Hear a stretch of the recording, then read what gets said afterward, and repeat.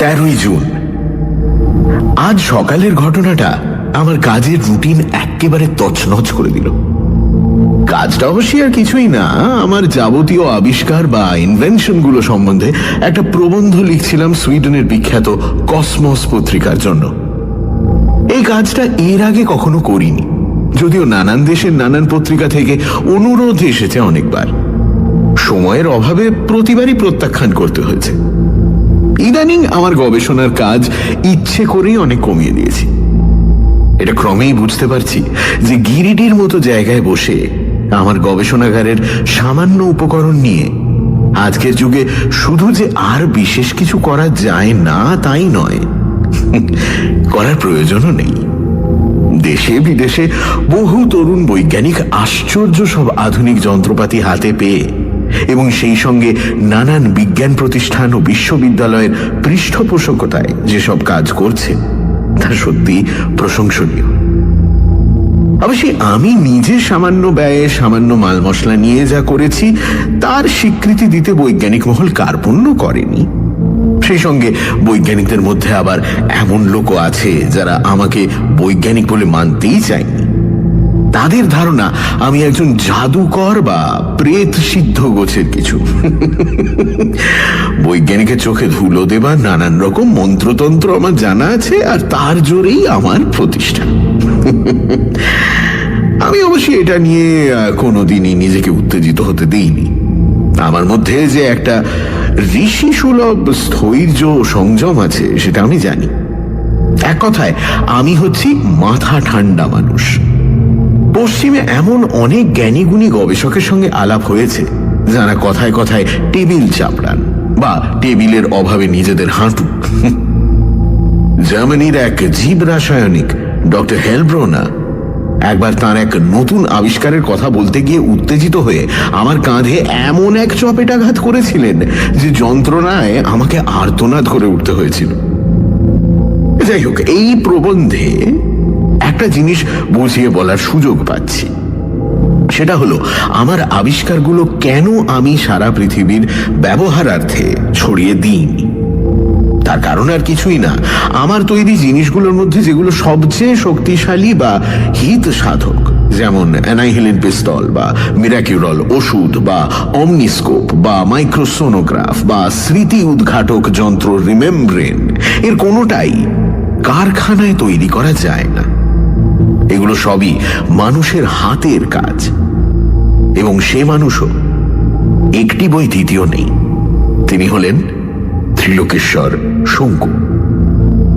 আজ ভোরে যথারীতি উসরির ধারে বেরিয়ে বাড়ি ফিরে কফি খেয়ে আমার লেখাপড়ার ঘরে বসে আমার 50 বছর ব্যবহার করা ওয়াটারম্যান ফাউন্টেন পেনটাতে কালি ভরে লেখা শুরু করতে যাব এমন সময় আমার চাকর প্রহ্লাদ এসে বলল, বাবু, আপনার সঙ্গে কি দেখা করতে এসেছেন? কোন দেশীয়? প্রশ্ন করলাম আমি। স্বাভাবিক প্রশ্ন, কারণ পৃথিবীর খুব কম দেশই আছে যেখানকার গুণী জ্ঞানীর কেউ না কেউ কোনোদিন না কোনোদিন এই গিরিডিতে আমার বাড়িতে এসে আমার সঙ্গে দেখা করেননি। 3 সপ্তাহ আগে লিথুয়েনিয়া থেকে এসেছিলেন বিশ্ববিখ্যাত পতঙ্গ বিজ্ঞানী প্রফেসর জাবলনস্কিস। তা তো জিজ্ঞেস করিনি বাবু, তবে ধুতি দেখলাম আর খদ্দরের পাঞ্জাবি, আরে কথা তো বললেন বাংলাতে। কি বললেন? কথাটা অপ্রীতিকর শোনালেও স্বীকার করতেই হবে যে মামুলি লোকের সঙ্গে মামুলি খেজুরে আলাপের সময় আমার নেই। বললেন কি, তোমার বাবুকে বলো কিসমিসের জন্য লেখাটা একটু বন্ধ করে যদি 10 মিনিট সময় দেন। কি যেন বলার আছে। কিসমিস? ও, তার মানে কি কসমস? কিন্তু তা কি করে হয়? আমি যে কসমস পত্রিকার জন্য লিখছি সে কথা তো এখানে কেউ জানে না। উঠে পড়লাম লেখা ছেড়ে। কিশমিশ রহস্য ভেদ না করে শান্তি নেই। বসবার ঘরে ঢুকে যাকে 2 হাতের মুঠোয় ধুতির কোঁচা ধরে সোফার এক পাশে জবুথবু হয়ে বসে থাকতে দেখলাম, তেমন নিরীহ মানুষ আর দেখেছি বলে মনে পড়ে না। যদিও প্রথম চাহনির পর দ্বিতীয়তে লক্ষ্য করা যায় এর চোখের মনির বিশেষত্বটা। এর মধ্যে যেটুকু প্রাণশক্তি আছে তার সবটুকুই যেন ওই মনিতে গিয়ে কেন্দ্রীভূত হয়েছে।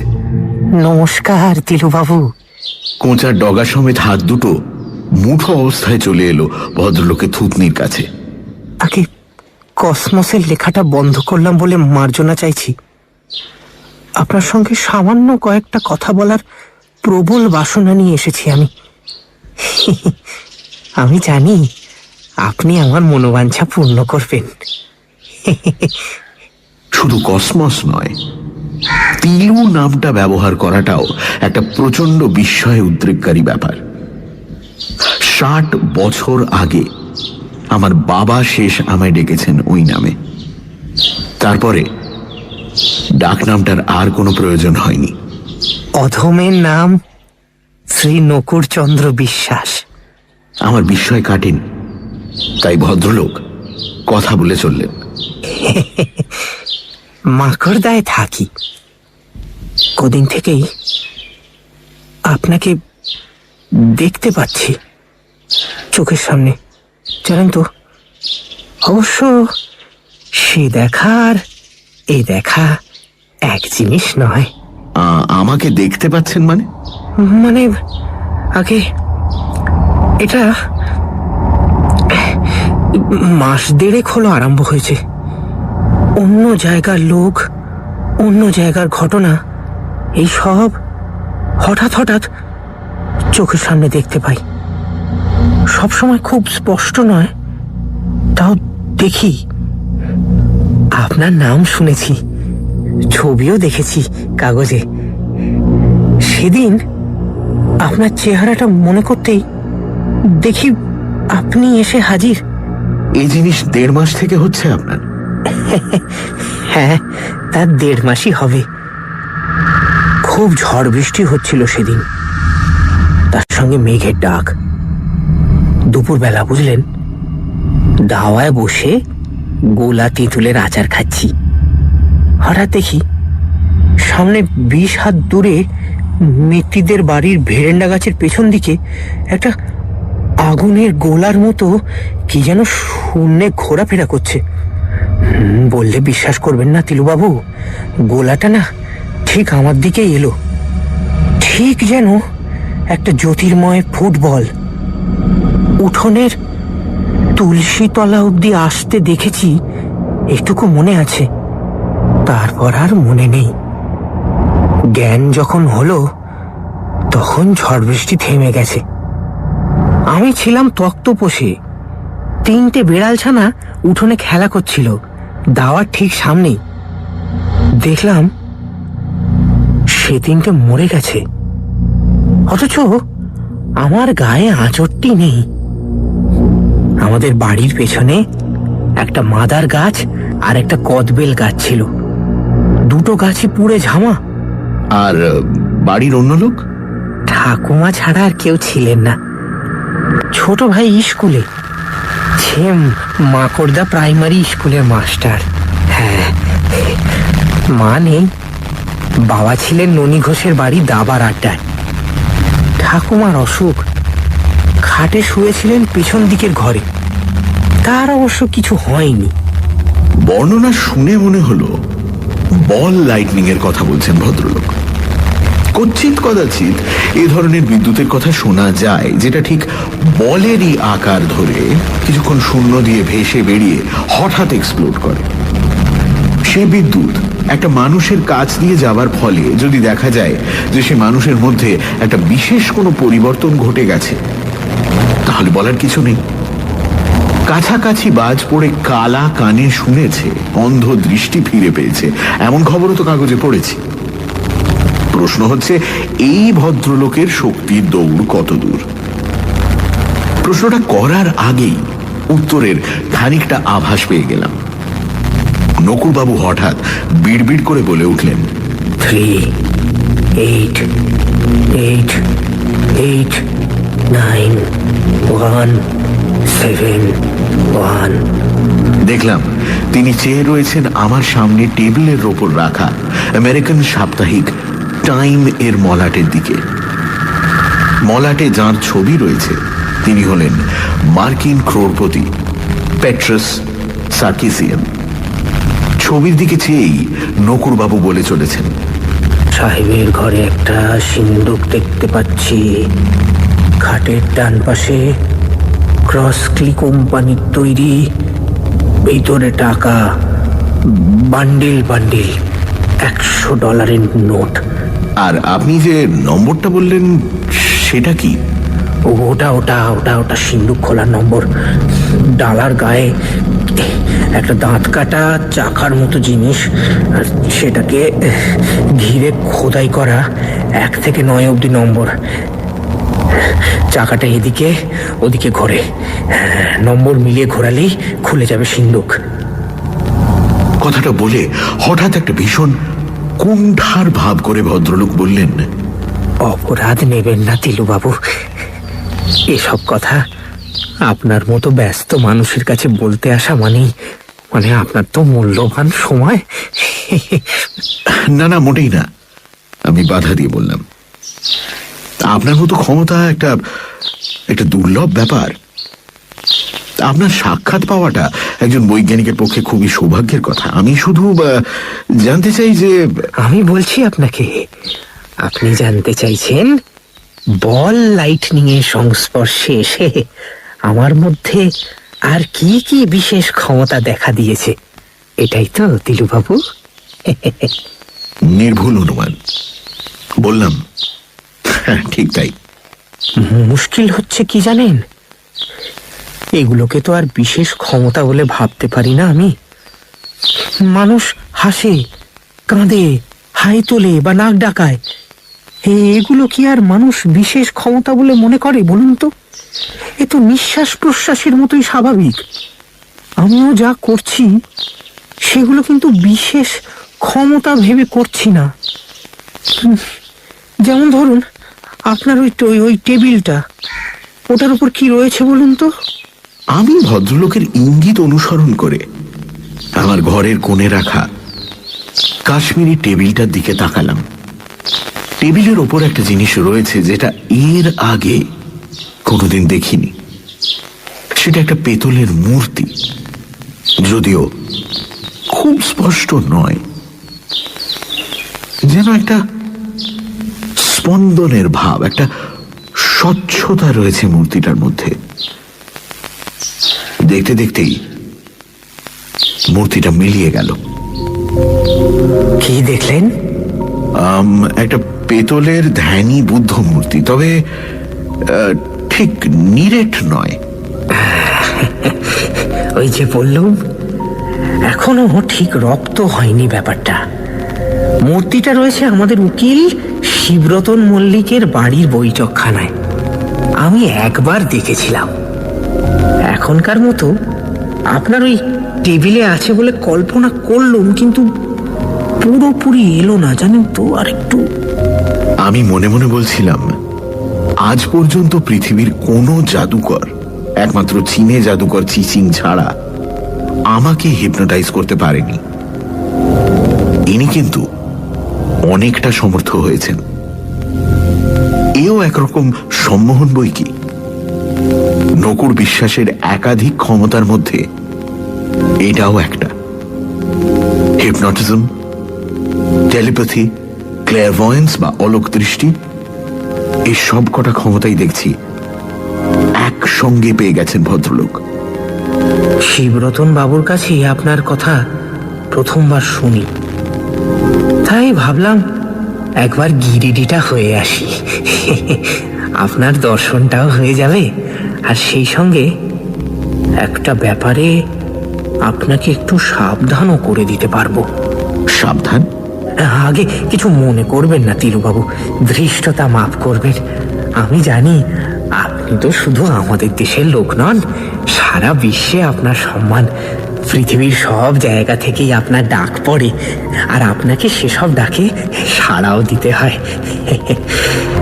কিন্তু সাও পাওলোর ব্যাপারটাতে গেলে আপনাকে বিশেষভাবে সতর্ক থাকতে অনুরোধ করি।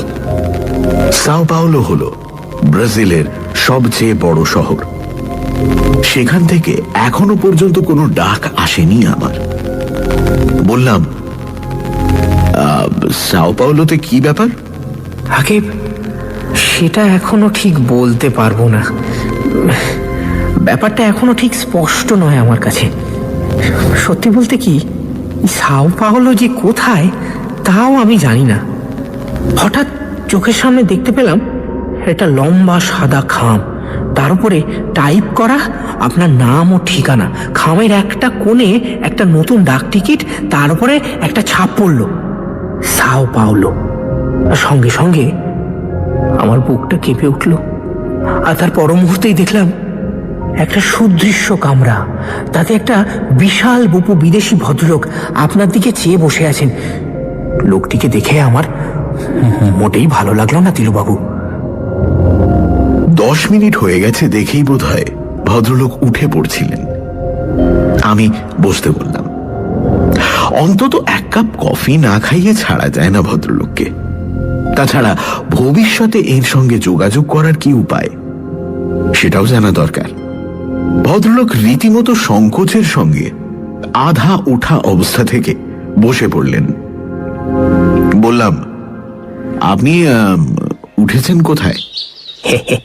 আগে উঠেছি মনোরমা হোটেলে। ও, তো থাকবেন কদিন? আসলে যে কাজের জন্য আসা, এই কাজটা তো হয়ে গেল, তো কাজেই। আচ্ছা, কিন্তু আপনার ঠিকানাটা যে জানা দরকার। ছি ছি ছি ছি ছি ছি, আমার ঠিকানা আপনি চাইছেন? এ তো আমি বিশ্বাসই করতে পারছি না। আমি খুব সাধারণ একটা থিলুবাবু। এবার ভদ্রলোককে একটু কড়া করেই বলতে হলো যে তার বিনয়টা একটু আদিক্ষেতার মতো হয়ে যাচ্ছে। বললাম, আপনি জেনে রাখুন, আপনার সঙ্গে মাত্র 10 মিনিটের পরিচয়ের পর একেবারে যোগাযোগ বিচ্ছিন্ন হয়ে যাওয়াটা যে কোনো বৈজ্ঞানিকের পক্ষেই একটা আফসোসের কারণ হতে পারে। আপনি কেয়ার অফ হরগোপাল বিশ্বাস মাকড়দা দিলেই আমি চিঠি পেয়ে যাব। আমার বাবাকে ওখানে সবাই চেনে। আপনি বিদেশ যাবার সুযোগ পেলে যাবেন? প্রশ্নটা কিছুক্ষণ থেকেই মাথায় ঘুরছিল। সেটার কারণ আর কিছুই নয়, অতিপ্রাকৃত ক্ষমতা বা ঘটনা সম্পর্কে পশ্চিমে অনেক বৈজ্ঞানিকদের মধ্যে একটা হেসে উড়িয়ে দেওয়ার ভাব লক্ষ্য করেছি। শ্রীমান নকুর বিশ্বাসকে একবার তাদের সামনে নিয়ে ফেলতে পারলে মন্দ হতো না। আমি নিজে অবশ্যই এই সন্দেহবাদীদের দলে নেই। নকুরবাবুর এই ক্ষমতা আমি মোটেই অবজ্ঞা বা অবিশ্বাসের চোখে দেখি না। মানুষের মস্তিষ্ক সম্বন্ধে আমরা এখনো স্পষ্টভাবে কিছুই জানি না। আমার ঠাকুরদা বটুকেশ্বর ছিলেন শ্রুতিধর। একবার শুনলে বা পড়লেই একটা গোটা কাব্য তাঁর মুখস্থ হয়ে যেত। অথচ তিনি পুরো দস্তুর সংসারী লোক ছিলেন।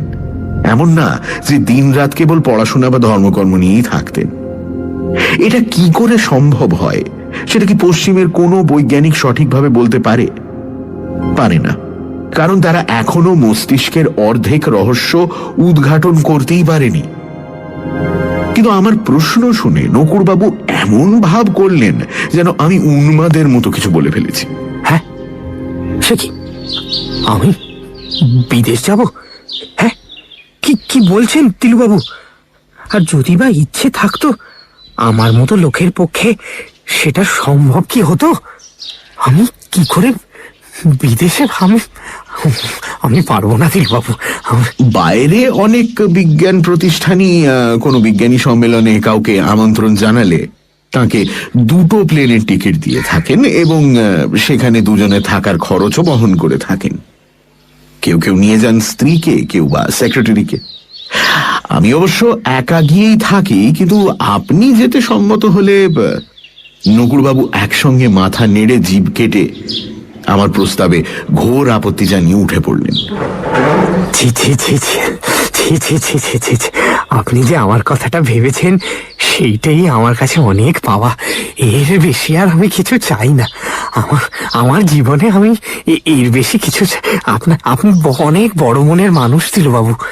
আমি কিছুটা ঠাট্টা সুরে বললাম, যাই হোক, আপনার দিব্য দৃষ্টিতে কোনোদিন আপনার বিদেশ যাওয়ার সম্ভাবনা দেখতে পান যদি, তাহলে আমাকে জানাবেন। কিন্তু নকুরবাবু যেন আমার রসিকতাটা উপভোগ করেই মৃদু হেসে দু হাতে কোঁচার গোছটা তুলে নিয়ে নমস্কার করে বললেন, আমার প্রণাম রইল। ও হ্যাঁ, নিউটনকে আমার আশীর্বাদ দেবেন। চলি। 21শে জুন। কসমস পত্রিকার জন্য প্রবন্ধটা কাল পাঠিয়ে দিলাম। শ্রীমান নকুড়চন্দ্রের আর কোনো খবর পাইনি। সে নিজে না দিলে আর কে দেবে খবর? আমার দিক থেকে খুব বেশি আগ্রহ দেখানোটাও ঠিক নয়, তাই ঠিকানা জানা সত্ত্বেও আমি তাকে চিঠি লিখিনি। অবশ্য ইতিমধ্যে আমার দুই বন্ধু সন্ডার্স ও ক্রোলকে ব্যাপারটা জানিয়ে দিয়েছি। তারা দুজনেই গভীর কৌতূহল প্রকাশ করেছে।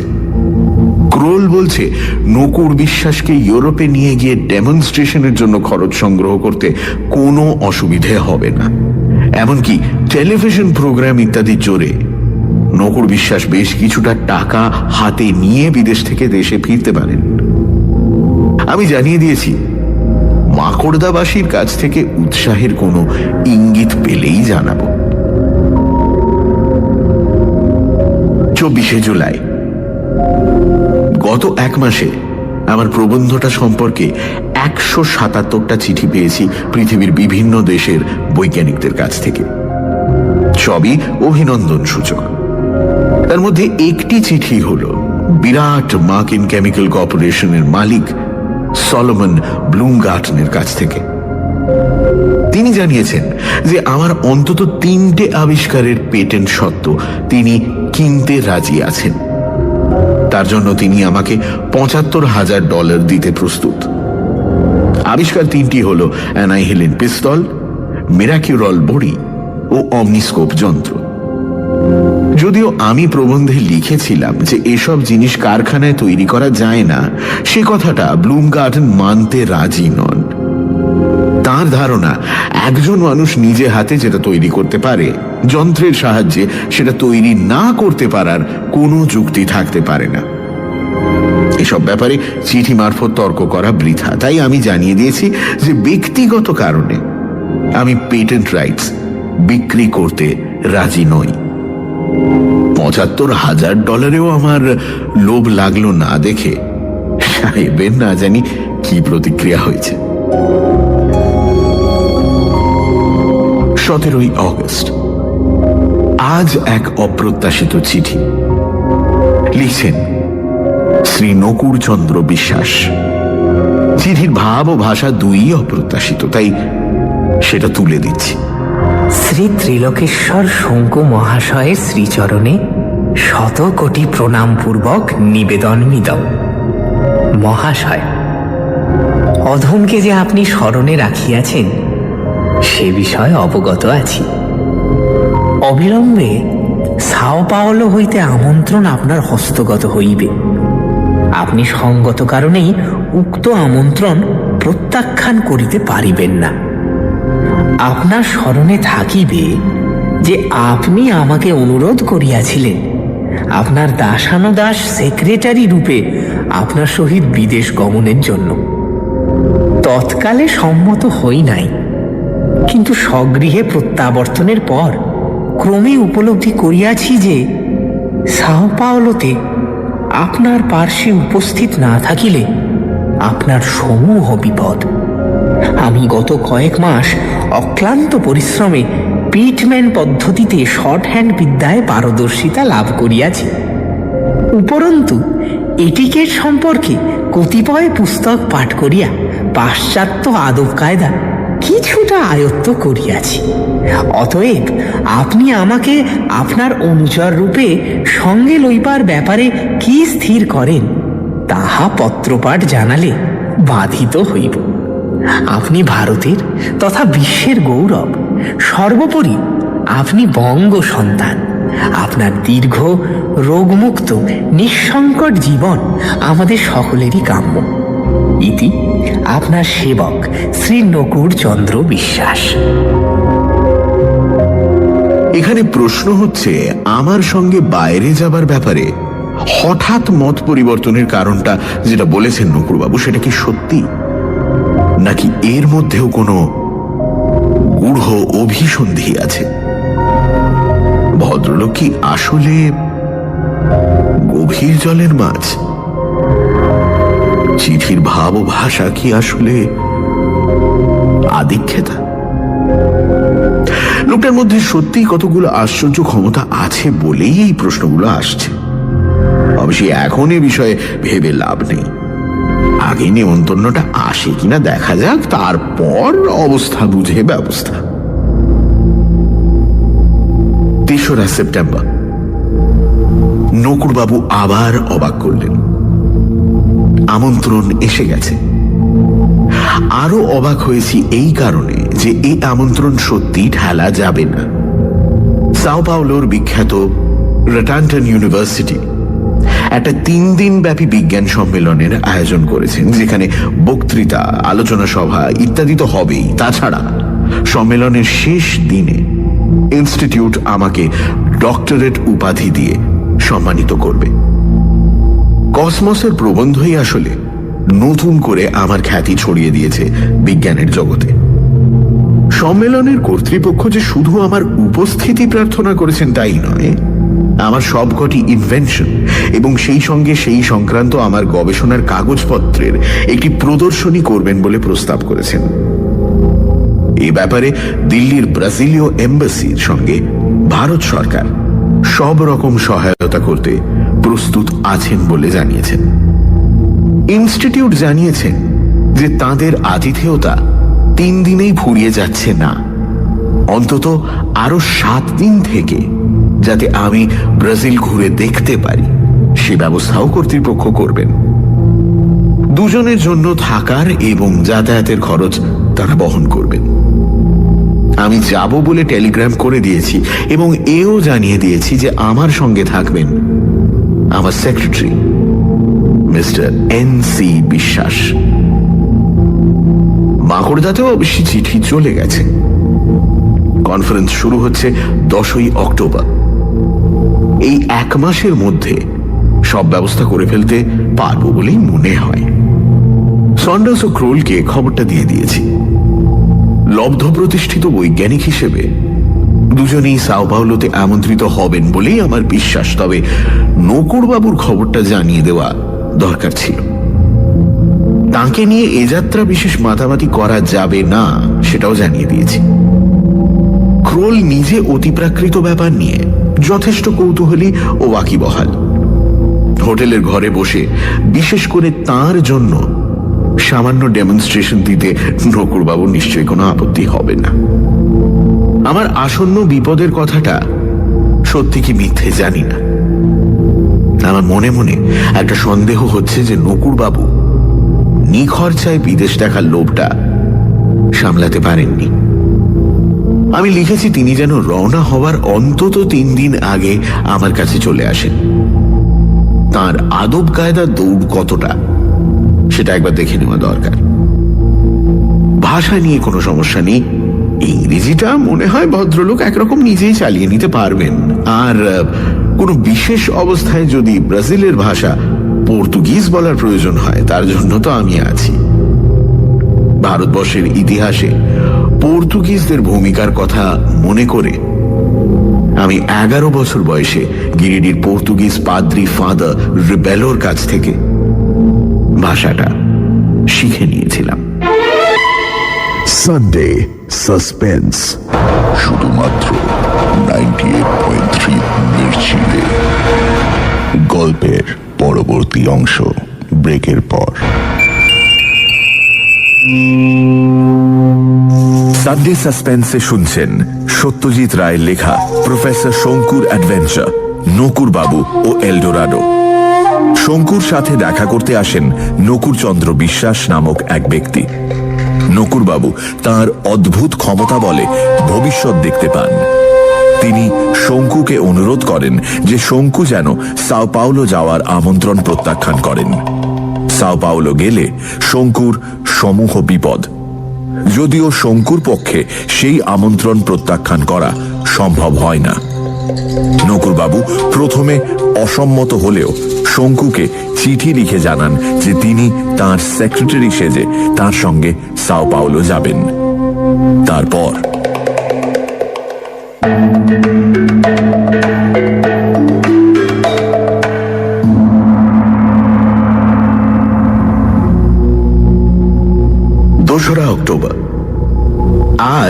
নকুর বাবু এসেছেন। এই কমাসে ভদ্রলোকের চেহারায় বেশ একটা উন্নতি লক্ষ্য করছি। বললেন যোগ ব্যায়ামের ফল। ইতিমধ্যে কলকাতায় গিয়ে ভদ্রলোক দুটো স্যুট করিয়ে এনেছেন, সেই সঙ্গে শার্ট, টাই, জুতো, মোজা ইত্যাদিও জোগাড় হয়েছে। দাঁতনের অভ্যেস বলে নতুন টুথপেস্ট, টুথব্রাশ কিনতে হয়েছে। সুটকেস যেটা এনেছেন সেটা নাকি আসলে উকিল শিবরতন মল্লিকের। সেটি যে এনার কাছে কি করে এলো সেটা আর জিজ্ঞেস করলাম না। টিলুবাবু, ব্রাজিলের জঙ্গল দেখতে যাবেন না? হ্যাঁ, আজ দুপুরে খাবার সময় প্রশ্ন করলেন ভদ্রলোক। আমি বললাম 7 দিন তো ঘুরিয়ে দেখাবে বলেছে, তার মধ্যে অরণ্য কি আর একেবারে বাদ পড়বে?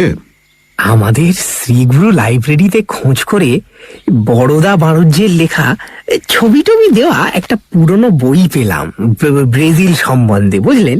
তাতে লিখেছে ওখানকার জঙ্গলের কথা, আর লিখেছে সে জঙ্গলে নাকি একরকম সাপ আছে যা নাকি লম্বায় আমাদের অজগরের ডবল। ভাবুন একবার। হ্যাঁ, মোট কথা ভদ্রলোক খোশ মেজাজে আছেন। এখনো পর্যন্ত কোনো নতুন ক্ষমতার পরিচয় দেননি।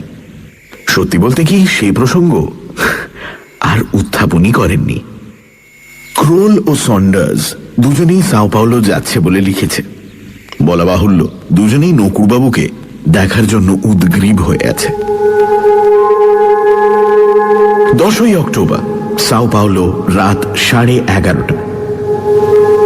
সম্মেলনের প্রথম অধিবেশনে অংশগ্রহণ করে কনফারেন্সের কর্ণধার প্রফেসর রড্রিগেজের বাড়িতে ডিনার খেয়ে আধ ঘন্টা হলো ফিরেছি হোটেলে।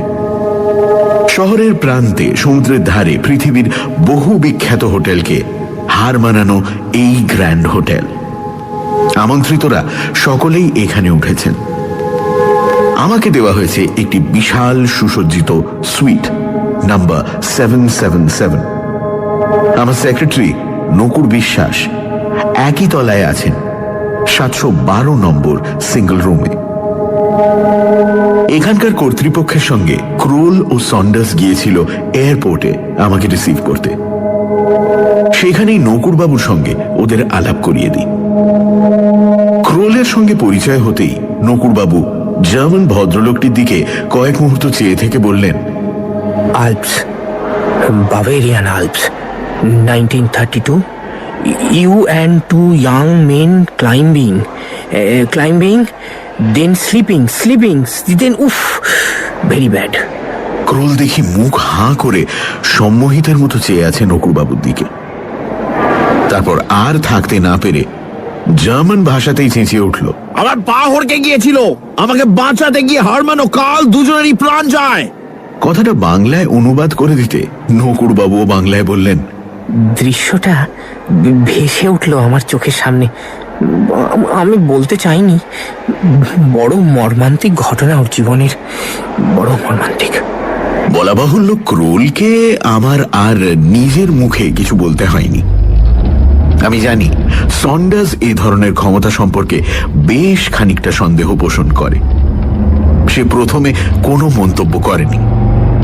এয়ারপোর্ট থেকে ফেরার পথে গাড়িতে আমার পাশে বসে একবার শুধু জিজ্ঞেস করলো, শঙ্কু, ক্রোলের যুবা বয়সের এই ঘটনাটা তুমি জানতে? আমি মাথা নেড়ে না বললাম। এরপর আর এ নিয়ে কোনো কথা হয়নি। আজ ডিনারে প্রফেসর রড্রিগেজের সেক্রেটারি মিস্টার লোবোর সঙ্গে আলাপ হলো। এখানকার অনেকেরই গায়ের রং যাকে বলে উজ্জ্বল শ্যামবর্ণ, আর চোখের মণি এবং মাথার চুল কালো। মিস্টার লোবো এর ব্যতিক্রম নন। বেশ চালাক চতুর ভদ্রলোক, ইংরেজিটাও মোটামুটি ভালো জানেন। ঘণ্টা খানেক আলাপেই আমাদের সঙ্গে বেশ মিশে গেছেন। তাকে বললাম যে আমাদের খুব ইচ্ছে কনফারেন্সের পর ব্রাজিলের জঙ্গলের কিছুটা অংশ ঘুরে দেখা। অফকোর্স, নিশ্চয়ই নিশ্চয়ই, বললেন মিস্টার লোবো। যদিও বলার ঢঙে কোথায় যেন একটা কৃত্রিমতার আভাস পেলাম। আসলে এরা হয়তো চাইছেন অতিথিদের ব্রাজিলের আধুনিক সভ্যতার নিদর্শনগুলি দেখাতে। আজ আলোচনা সভায় আমি ইংরেজিতে বক্তৃতা করেছিলাম। আমার সেক্রেটারি সে বক্তৃতার সম্পূর্ণটাই শর্ট হ্যান্ডে লিখে রেখেছেন। আমি জানি আজকের দিনে টেপ রেকর্ডারের সাহায্যে বক্তৃতা তুলে রাখাটাই সবচেয়ে সহজ ও নির্ভরযোগ্য উপায়, কিন্তু নকুর বাবু এত কষ্ট করে পেটম্যান শিখে এসেছেন, তাই মনে হলো তাকে সেটার সদ্ব্যবহার করতে দেওয়াটাই ভালো। আমার আবিষ্কার ও সেই সংক্রান্ত গবেষণার কাগজপত্রের প্রদর্শনীও আজই খুলল। যেসব জিনিস এতকাল গিরিডিতে লোকচক্ষুর অন্তরালে আমার আলমারির মধ্যে পড়েছিল, সেগুলো হঠাৎ আজ পৃথিবীর বিপরীত গোলার্ধে ব্রাজিলের শহরে প্রকাশ্য প্রদর্শনীতে দেখতে কেমন যেন অদ্ভুত লাগছিল।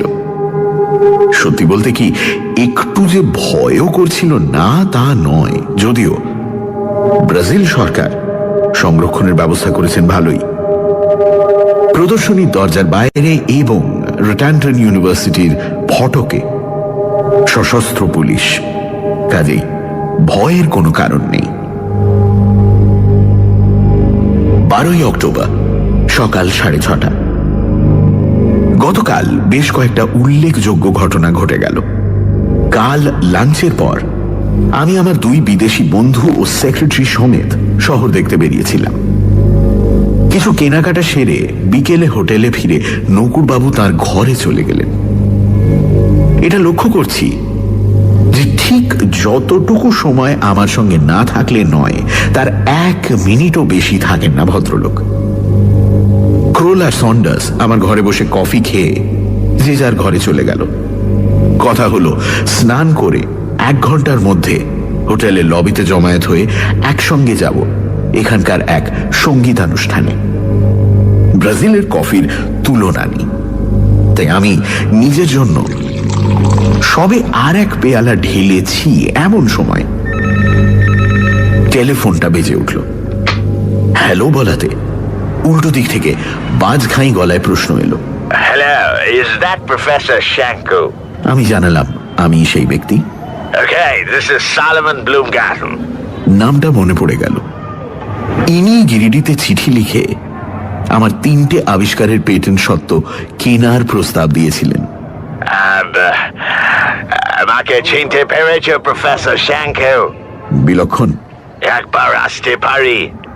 আমি এই হোটেলের লবি থেকেই তোমাকে ফোন করছি। আমার মুশকিল হচ্ছে কি, এসব অবস্থায় সরাসরি কিছুতেই না বলতে পারি না, যদিও জানি এর সঙ্গে কথা বলে কোনো লাভ নেই।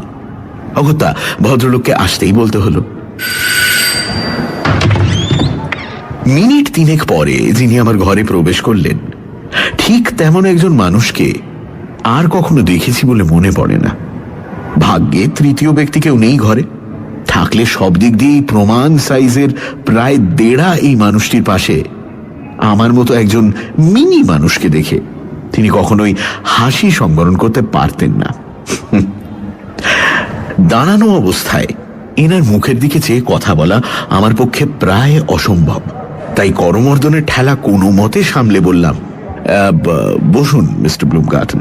কল মি সল। চোখের সামনে থেকে পাহাড় সরে গেল। ভদ্রলোক আসন গ্রহণ করেছেন। Call me Saul, okay? And I'll call you Shank, if you don't mind. Sol and Shank, Solomon ও শঙ্কু। এই চট সৌহার্দ্যের প্রয়োজন কি জানি না, তবে এটা জানি যে এই ধরনের প্রস্তাবে হ্যাঁ বলা ছাড়া গতি নেই। বললাম, বলো সল, কি করতে পারি তোমার জন্য? I told you before, তোমাকে চিঠিতেই বলেছি, সেম প্রপোজাল আবার তোমাকে করতে এসেছি। আজ তোমার এক্সিবিশন দেখতে গিয়েছিলাম। You don't mind, Shank, তোমার এইসব আশ্চর্য আবিষ্কার and these wonderful experiments and inventions that you have বিশ্বের কাছে secret রেখে you're acting like what do you say in your language, Satubor. দানবাকৃতি মানুষটি বসে পড়াতে আমার স্বাভাবিক মনের জোর অনেকটা ফিরে এসেছে। বললাম, তুমি কি মানব কল্যাণের জন্য এতই ব্যগ্র? আমার তো মনে হয় তুমি আবিষ্কারগুলোর ব্যবসার দিকটাই দেখছো। তাই নয় কি? মুহূর্তের জন্য সলোমন ব্লুমগার্টেনের লোমশ ভুরু দুটো নিচে নেমে এসে চোখ দুটোকে প্রায় ঢেকে ফেলে আবার তখনই যথাস্থানে ফিরে গেল। Shank, I'm a businessman. তাই ব্যবসার দিকটা I gotta see. Don't be surprised, okay?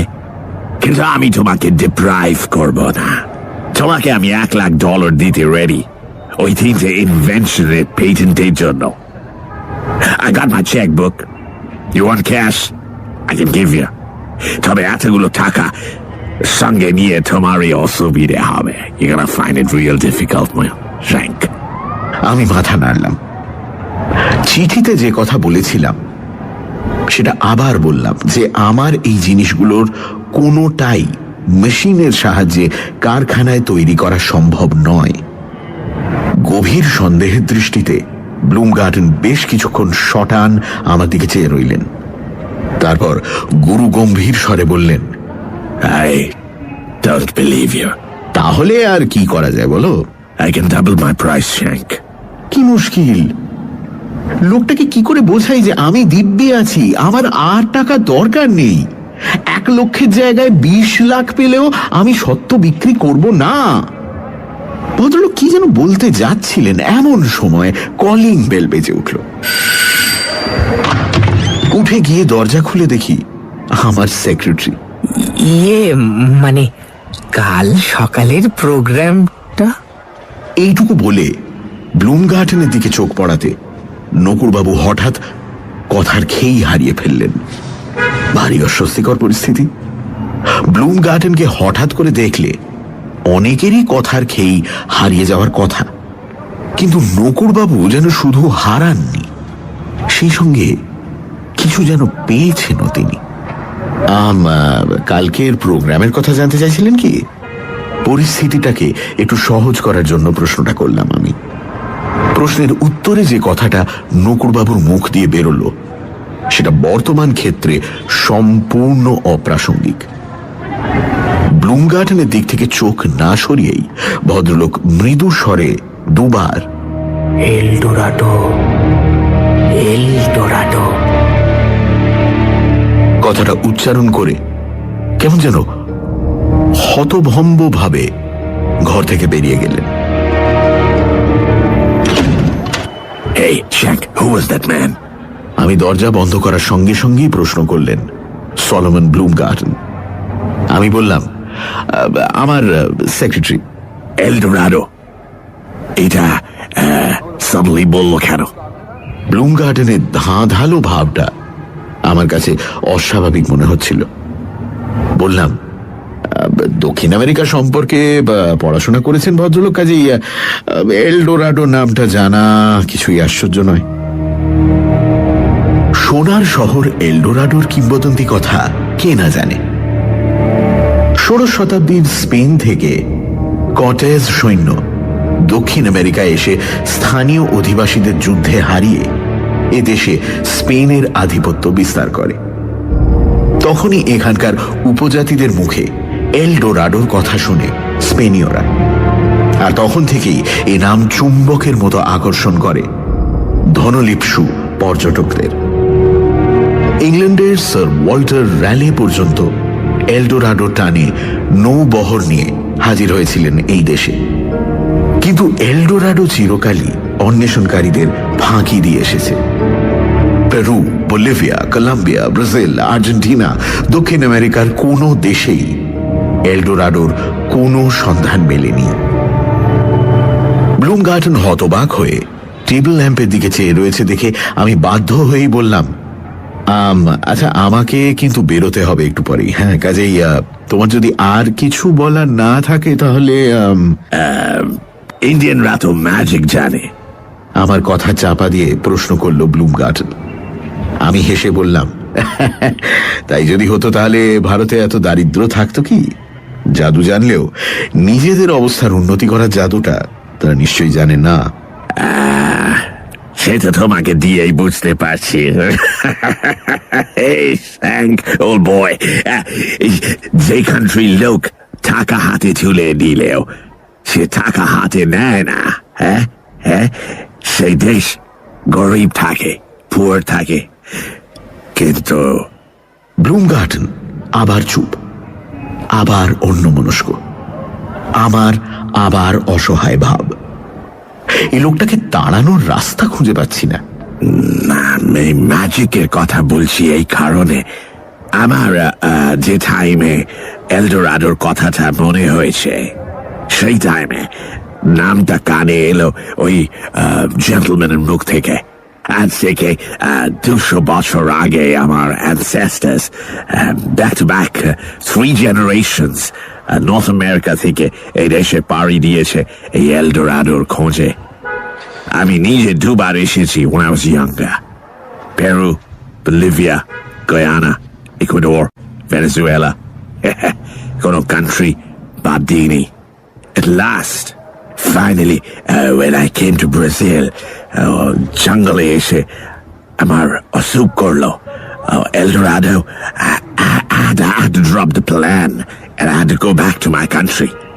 আজকে এতদিন পর আবার ব্রাজিলে এসে কাল থেকে মাঝে মাঝে এলডোরাডোর কথা মনে পড়ে যাচ্ছে। I'm remembering those days and today. আমি কোনো মন্তব্য করলাম না। ব্লুম গার্ডেন উঠে পড়ল, বলল, Shank, I'm in Hotel Marina. If you change your mind, you're gonna let me know, okay? Krol আর সন্ডার্সকে ঘটনাটা বলতে তারা দুজনেই রেগে আগুন। সন্ডার্স বলল, শঙ্কু, তুমি অতিরিক্ত রকম ভদ্র, তাই এইসব লোকের অডাসিটি সহ্য করো। এবার এলে আমাদের একটা ফোন করে দিও, আমরা এসে যা করার করব। এর পরের ঘটনাটা ঘটল মাঝরাত্রিরে। পরে ঘড়ি দেখে জেনেছিলাম তখন 2:15। ঘুম ভাঙল কলিং বেলের শব্দে। বিদেশ বিভুঁইয়ে এত রাত্রিরে আমার ঘরে কে আসতে পারে? দরজা খুলে দেখি শ্রীমান নকুর বিশ্বাস। ফ্যাকাশে মুখ, ত্রস্ত ভাব। অপরাধ নেবেন না তিলুবাবু, কিন্তু না এসে পারলাম না। ভদ্রলোকের চেহারাটা ভালো লাগছিল না, তাই বললাম, আপনি আপনি আগে বসুন তো, বসুন, তারপর কথা হবে। সোফায় বসেই নকুরবাবু বললেন, কপি হয়ে গেল, কপি হয়ে গেল। কপি? কিসের কপি? এত রাত্রিরে এসব কি বলতে এসেছেন ভদ্রলোক? যন্ত্রটার নাম জানি না, তবে চোখের সামনে দেখতে পেলাম একটা বাক্সের মতো জিনিস, ভেতরে আলো জ্বলছে, ওপরে একটা কাগজ পুড়ে দেওয়া হলো যন্ত্রে, তারপর একটা হাতল ঘোরাতেই কাগজের লেখা অন্য একটা কাগজে হুবহু নকল হয়ে বেরিয়ে এলো। শুনে মনে হলো ভদ্রলোক জেরক্স ডুপ্লিকেটিং যন্ত্রের কথা বলছেন। কি কাগজ ছাপা হলো? প্রশ্ন করলাম আমি। নকুরবাবুর দ্রুত নিঃশ্বাস পড়ছে, একটা আতঙ্কের ভাব দেখা দিয়েছে মুখে। কি ছাপা হলো? আবার জিজ্ঞেস করলাম। নকুরবাবু এবার মুখ তুলে চাইলেন আমার দিকে, সংশয় আকুল দৃষ্টি। আপনার আবিষ্কারের সব ফর্মুলা? চাপা গলায় দৃষ্টি বিস্ফারিত করে বললেন নকুরবাবু। আমি না হেসে পারলাম না। আপনি এই বলতে এসেছেন আমায় এত রাত্রিরে? আমার ফর্মুলা প্রদর্শনীর ঘর থেকে বেরোবে কি করে? সে তো কেন কেন হ্যাঁ? ব্যাংক থেকে টাকা চুরি হয় না? দলিল চুরি হয় না? আর ইনি যে ঘরের লোককে পুলিশই বা আটকাবে কেন? ঘরের লোক? ঘরের লোক তিলুবাবু, মিস্টার লোবো। আমার মনে হলো ভয়ঙ্কর আবল তাবল বকছেন নকুরবাবু। বললাম, এসব কি আপনি স্বপ্নে দেখেছেন? স্বপ্ন নয়, চোখের সামনে জল জ্যান্ত দেখতে পেলাম এই 10 মিনিট আগে। হাতে টর্চ নিয়ে ঢুকলেন মিস্টার লোবো, নিজে চাবি দিয়ে প্রদর্শনীর ঘরের দরজা খুললেন। প্রহরী চুপ করে দাঁড়িয়ে দেখছে। লোবো সোজা চলে গেলেন একটা বিশেষ টেবিলের দিকে, যেটার কাছে ঢাকনা তলায় আপনার খাতাপত্র রাখা রয়েছে। ঢাকনা তুলে 2টো খাতা বের করলেন মিস্টার লোবো, তারপর অন্য দরজা দিয়ে বেরিয়ে গিয়ে একটা প্যাসেজের মধ্যে দিয়ে গিয়ে সিঁড়ি দিয়ে উঠে ওপরে তলার একটা অফিস ঘরে ঢুকে গেলেন। সেইখানে রয়েছে এই যন্ত্র। কি নাম এই যন্ত্রে তিলুবাবু? কি নাম? জেরক্স। যথাসম্ভব শান্ত স্বরে বললাম আমি। কেন যেন নকুরবাবুর কথাটা আর অবিশ্বাস করতে পারছি না। কিন্তু মিস্টার লোবো? আপনার ঘুমের ব্যাঘাত করার জন্য আমি অত্যন্ত লজ্জিত দিলুবাবু, কিন্তু খবরটা আপনাকে না দিয়ে পারলাম না। অবশ্য আমি যখন রয়েছি তখন আপনার যাতে ক্ষতি না হয় তার জন্য আমি যথাসাধ্য চেষ্টা করব। যেটা ঘটতে যাচ্ছে সেটা আগে থাকতে জানতে পারলে একটা মস্ত সুবিধে হয়, তাই না? আসলে নতুন জায়গায় এসে মনটাকে ঠিক সংহত করতে পারছিলাম না, তাই লোববাবুর ঘটনাটা আগে থেকে জানতে পারিনি। কেবল বুঝেছিলাম আপনার একটা বিপদ হবে সাও পাওলোতে। আর ক্ষমা করবেন তিলুবাবু, আজ আসি, শুভরাত্রি। নকুরবাবু আবার ক্ষমা চেয়ে বিদায় নিয়ে চলে গেলেন, আর আমিও চিন্তিতভাবে এসে বিছানায় শুলাম। আমার মধ্যে নকুরবাবুর মতো অতিপ্রাকৃত ক্ষমতা না থাকলেও এটা বেশ বুঝতে পারছি যে লোবোর মতো লোকের পক্ষে নিজে থেকে এ জিনিস করা সম্ভব নয়। তার পেছনে অন্য লোক আছে, পয়সাওয়ালা লোক। ভাবলে একজনের কথাই মনে হয়, সলোমন ব্লুমগার্টন। সানডে সাসপেন্স শুধুমাত্র 98.3 মির্চিতে। গল্পের পরবর্তী অংশ ব্রেকের পর।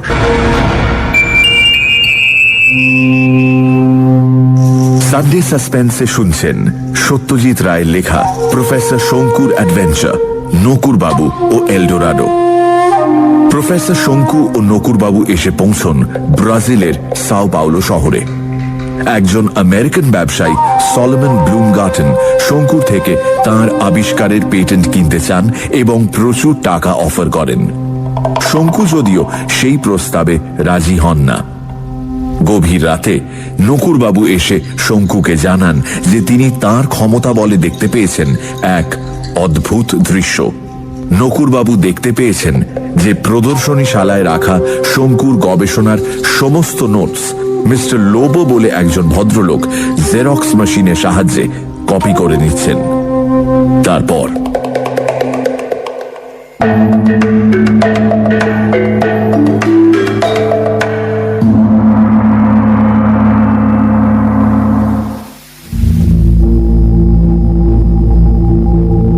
অক্টোবর রাত 12:15।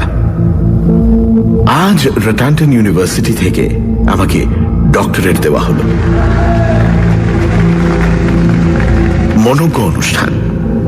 প্রফেসর রড্রিগেজকে নিয়ে 4 জন বিভিন্ন দেশের বৈজ্ঞানিকের আন্তরিকতাপূর্ণ ভাষণ ও সবশেষে আমার ধন্যবাদ জ্ঞাপন।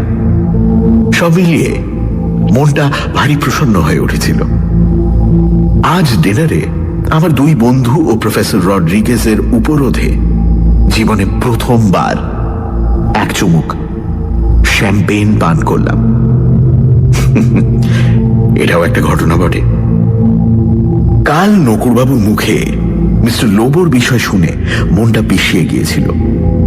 আজ ভদ্রলোকের অমায়িক ব্যবহারে মনে হচ্ছে নকুরবাবু হয়তো এবার একটু ভুল করেছেন।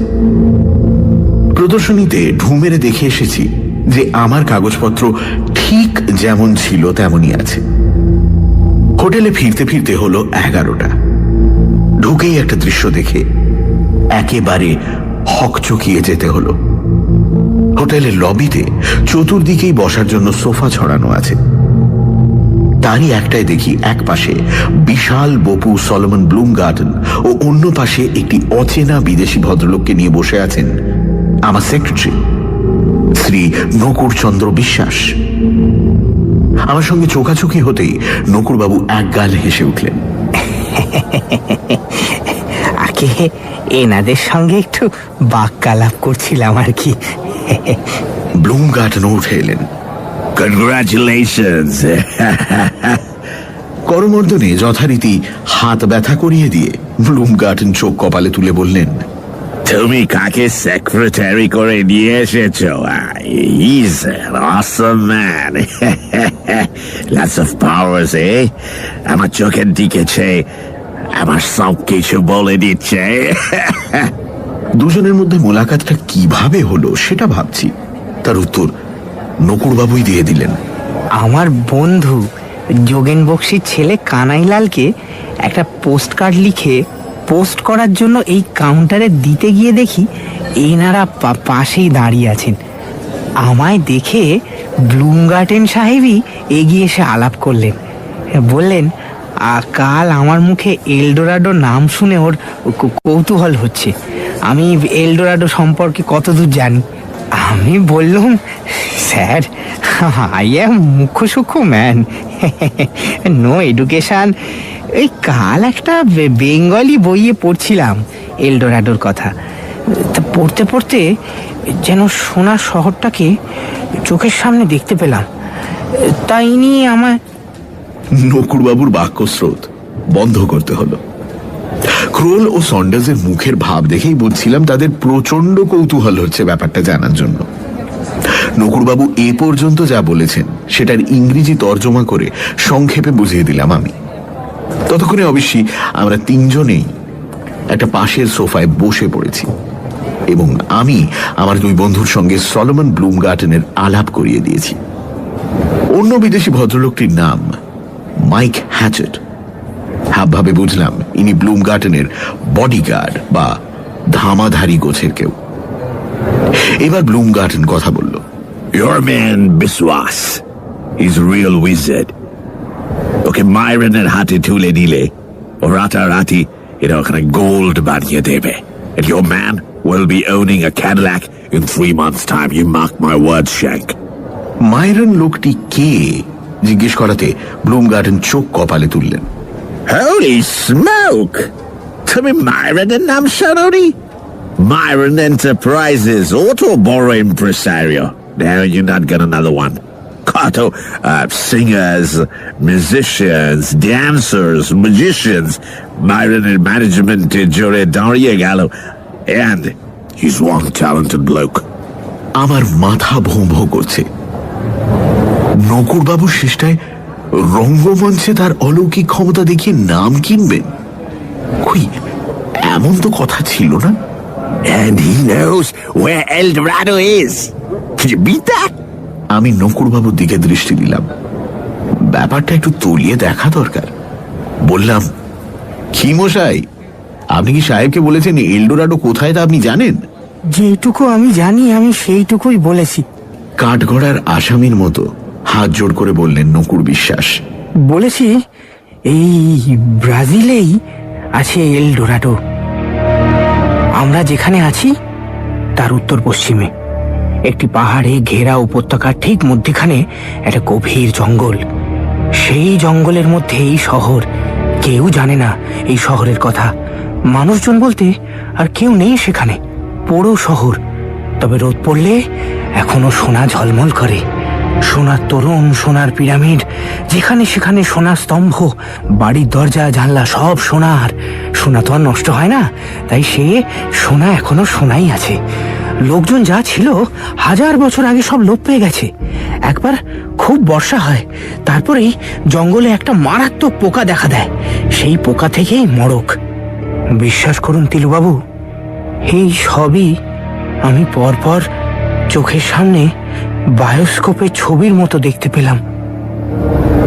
ক্রোল ও সন্ডার্সের জন্য এই অংশটুকু ইংরেজিতে অনুবাদ করে দিয়ে ব্লুমগার্টেনকে আমি বললাম, তুমি তো তাহলে এলডোরাডোর হদিশ পেয়ে গেলে।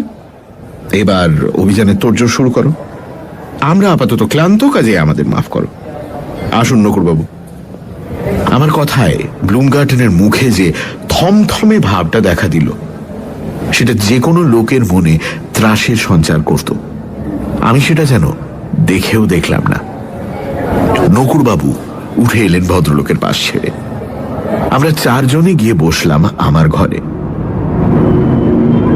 নকুড়বাবুর ইচ্ছে ছিল সোজা নিজের ঘরে চলে যান, কিন্তু আমি বললাম যে তাঁর সঙ্গে আমার একটু কথা আছে।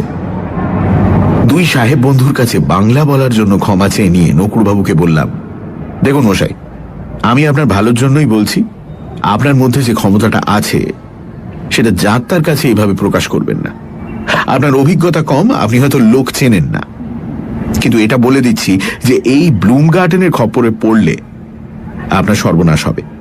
আপনাকে অনুরোধ করছি, আমাকে না জানিয়ে ফস করে কিছু একটা করে বসবেন না। নকুরবাবু লজ্জায় প্রায় কার্পেটের সঙ্গে মিশে গেলেন। ছি ছি ছি ছি ছি ছি ছি ছি ছি, এ আমি কি করলাম? আমাকে মাফ করবেন তিলুবাবু, আমার সত্যিই অপরাধ হয়েছে। আসলে বিদেশ টিদেশে তো আসিনি কখনো, মফস্বলের মানুষ, তাই হয়তো মাথাটা একটু ঘুরে গিয়ে থাকবে।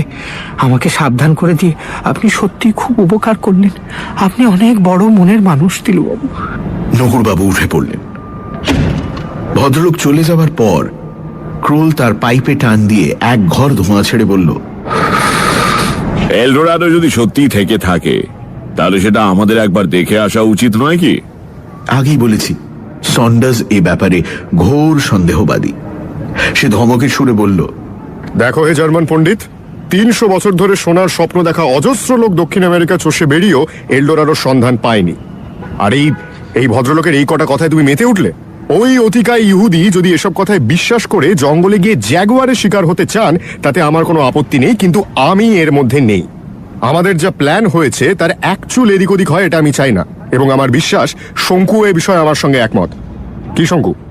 আমি মাথা নেড়ে সন্ডার্সের কথায় সায় দিলাম। আমাদের প্ল্যান হলো আমরা কাল সকালে ব্রেকফাস্টের পর প্লেনে করে চলে যাব উত্তরে, ব্রাজিলের রাজধানী ব্রাসিলিয়া শহরে। সেখানে একদিন থেকে ছোট প্লেন ধরে আমরা চলে যাব জিঙ্গু ন্যাশনাল পার্কের উত্তর প্রান্তে পোস্টো ডিয়াওরাম শহরে। তারপর বাকি অংশ নদীপথে। জিঙ্গু নদী ধরে নৌকো করে আমরা যাব পোরোরি গ্রামে। পোরোরিতে ব্রাজিলের এক আদিম উপজাতি চুকাহামাইদের কিছু লোক এখনো রয়েছে, যারা এই সেদিন পর্যন্ত ছিল প্রস্তর যুগের মানুষ। ব্রাজিলিয়া থেকেই আমাদের সঙ্গে থাকবেন একজন বিশেষজ্ঞ, যাকে এখানকার ভাষায় বলা হয় সেরতানিস্তা। কথাটার মানে হলো অরণ্য অভিজ্ঞ। সেরতানিস্তারা উপজাতিদের সঙ্গে বন্ধুত্ব স্থাপনে অগ্রণী। তাদের ভাষা থেকে আরম্ভ করে সবকিছুই এরা খুব ভালোভাবে জানে। পোরোরি ছেড়ে আরো খানিকটা পথ উত্তরে গিয়ে ভন মার্তিউস জলপ্রপাত দেখে আবার ব্রাজিলিয়া ফিরে এসে সেখান থেকে প্লেন ধরে যে যার দেশে ফিরব।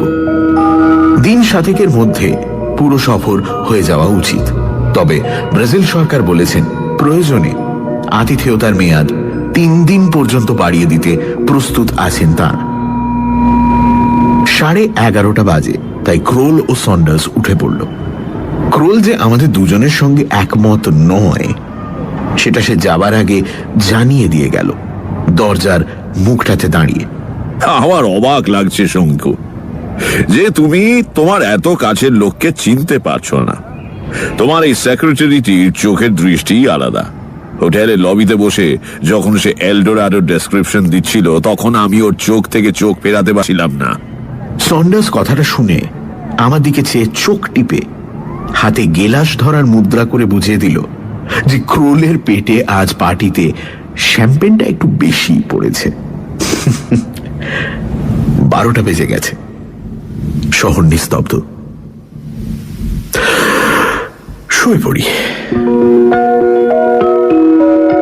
13ই অক্টোবর, হোটেল ক্যাপিটাল, ব্রাজিলিয়া, দুপুর 2:30।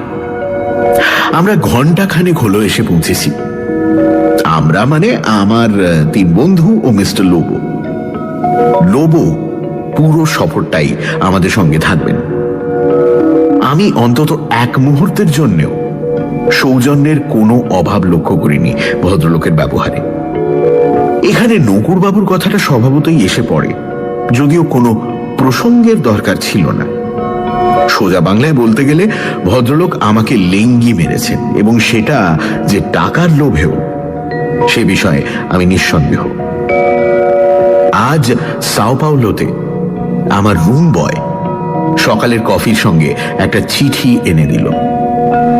বাংলা চিঠি, আর হস্তাক্ষর আমার চেনা।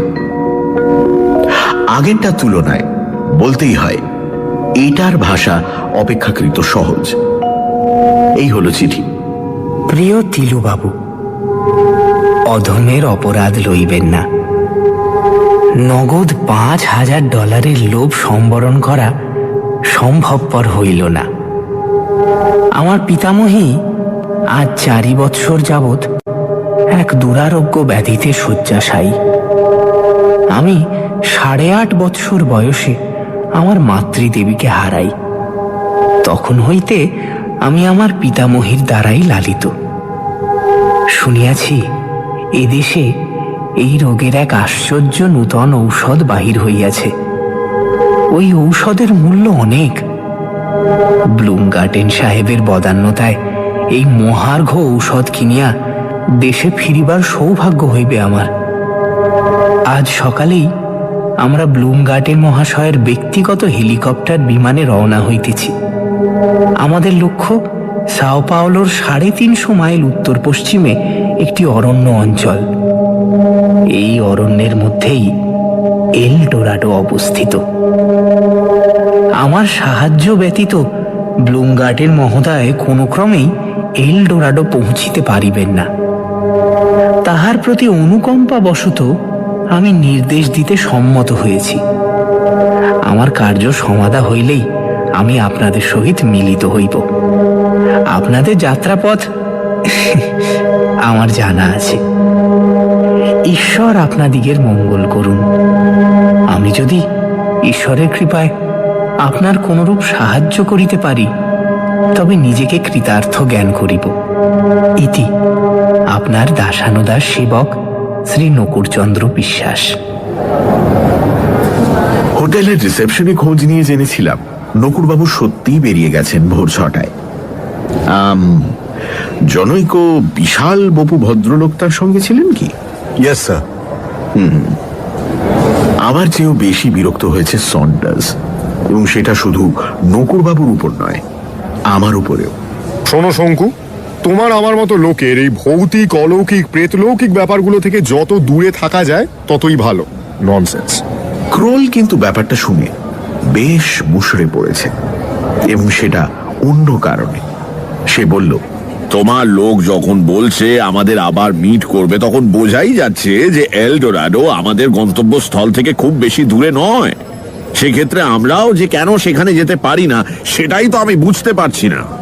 আমি আর সন্ডার্স ক্রোলের এই অভিযোগ কানে তুললাম না। ব্রাজিলের রাজধানী হলেও সাও পাওলোর সঙ্গে কোনো তুলনা চলে না। আমরা হোটেলে পৌঁছানোর প্রায় সঙ্গে সঙ্গেই আমাদের দলে যে সেরতানিস্তা বা অরণ্য অভিজ্ঞ ভদ্রলোকটি যাবেন, নাম হাইটার, তার সঙ্গে আলাপ হলো। বয়স বেশি না হলেও চেহারায় একটা অভিজ্ঞতার ছাপ রয়েছে। তার উপর ঠান্ডা মেজাজ ও স্নিগ্ধ ব্যবহার দেখে মনে হলো উপজাতিদের সঙ্গে যোগ স্থাপনের জন্য ইনি আদর্শ ব্যক্তি। তাকে আজ ক্রোল জিজ্ঞেস করলো এল ডোরাডো সম্পর্কে তার কি ধারণা। প্রশ্ন শুনে ভদ্রলোক চোখ কপালে তুলে বললেন, আজকের দিনে আবার এলডোরাডোর প্রশ্ন তুলছেন কেন? সে তো কোন কালে মিথ্যে বলে প্রমাণ হয়ে গেছে। এলডোরাডো তো শহরই নয়, আসলে ওটা একজন ব্যক্তি। ডোরাডো কথাটা সোনার শহর বা সোনার মানুষ দুই বোঝায় পর্তুগিজ ভাষায়। সূর্যের প্রতীক হিসেবে কোনো এক বিশেষ ব্যক্তিকে পুরাকালে এখানকার অধিবাসীরা পুজো করত, আর তাকেই বলতো এলডোরাডো। চোখের পলকে একজন মানুষকে কখনো এমন হতাশ হতে দেখিনি যেমন দেখলাম উইলহেলম ক্রোলকে। কাল সকালে আমাদের আবার যাত্রা শুরু। নকুরবাবু অন্যায় কাজ করেছেন সেটা ঠিকই, কিন্তু তার জন্য আমি যে বেশ খানিকটা দায়ী সেটাও ভুলতে পারছি না। আমিই তো প্রথম তাকে আমার সঙ্গে নিয়ে আসার প্রস্তাবটা করি।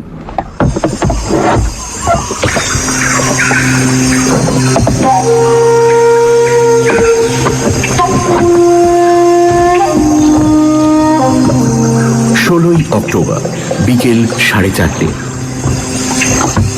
পাহাড়ের নকশা করা ক্যানু নৌকোতে জিঙ্গু নদী ধরে আমরা চলে এসেছি প্রায় 33 মাইল।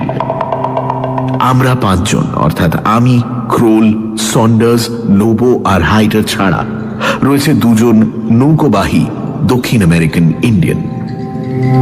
আরো 2 জন নৌকোবাহী সহ আরেকটি ক্যানুতে চলেছে আমাদের মালপত্র, রসদ ইত্যাদি। এখন আমরা নদীর ধারে একটা অপেক্ষাকৃত পরিষ্কার জায়গা বেছে সেখানে তাঁবু ফেলেছি। তাঁবুর কাছেই 3টি গাছে 2টি হ্যামক বাঁধা রয়েছে। সন্ডার্স ও ক্রোল তার একটি দখল করে তাতে শুয়ে তর্ক জুড়ে দিয়েছে ব্রাজিলের বিখ্যাত অ্যানাকন্ডা সাপ নিয়ে। সে তো আমি বুঝলাম জার্মান পণ্ডিত, কিন্তু অ্যানাকন্ডা দেখা কি সহজ ব্যাপার? ব্রাজিলের এত বড় জঙ্গল, তার মধ্যে আমরা এখন কোথায় আছি, সেইখানে অ্যানাকন্ডা কি করে আসবে? Look.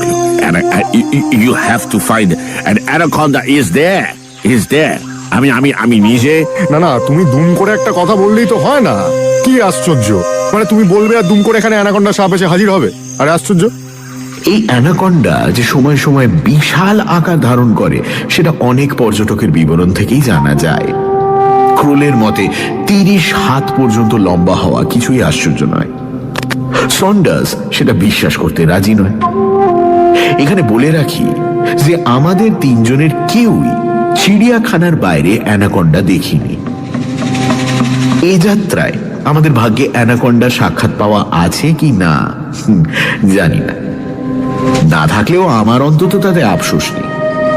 লতা গুল্ম, ফলমূল, কীট পতঙ্গ, পশু পাখিতে ভরা ব্রাজিলের জঙ্গলের যে রূপ আমি এখনো পর্যন্ত দেখেছি তার কোনো তুলনা নেই। বন গভীর ও অন্ধকার হলেও তাতে রঙের অভাব নেই।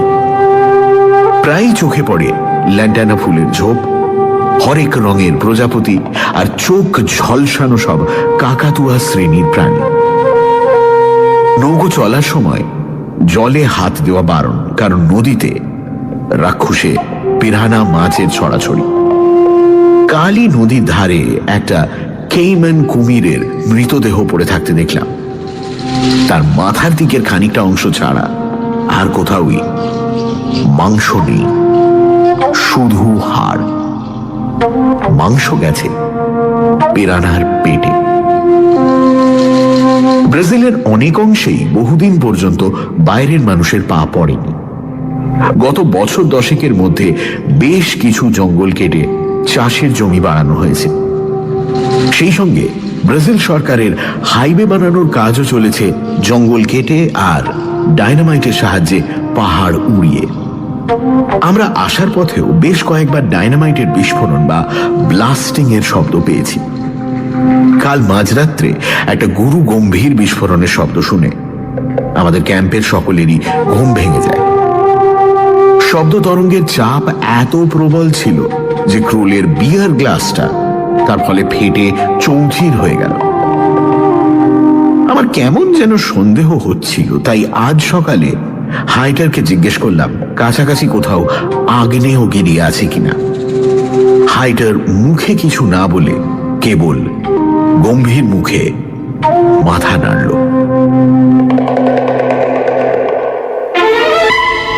সানডে সাসপেন্স শুধুমাত্র 98.3 মির্চিতে। গল্পের পরবর্তী অংশ ব্রেকের পর। সানডে সাসপেন্সে শুনছেন সত্যজিৎ রায়ের লেখা প্রফেসর শঙ্কুর অ্যাডভেঞ্চার, নকুর বাবু ও এলডোরাডো। নকুর বাবু তাঁর আশ্চর্য ক্ষমতার সাহায্যে ব্যবসায়ী সলোমন ব্লুমগার্টনকে কথা দেন যে তিনি তাকে সোনার শহর এলডোরাডোর সন্ধান দেবেন। শঙ্কু এতে যার পর নাই বিরক্ত হন এবং নকুর বাবুকে সাবধান করে দেন। নকুর বাবু যদিও পরের দিন সকালে ব্লুমগার্টনের সঙ্গে এলডোরাডোর খোঁজে বেরিয়ে যান। শঙ্কুরা বেরিয়ে পড়েন ব্রাজিলের বিখ্যাত রেইন ফরেস্ট ঘুরে দেখতে। তারপর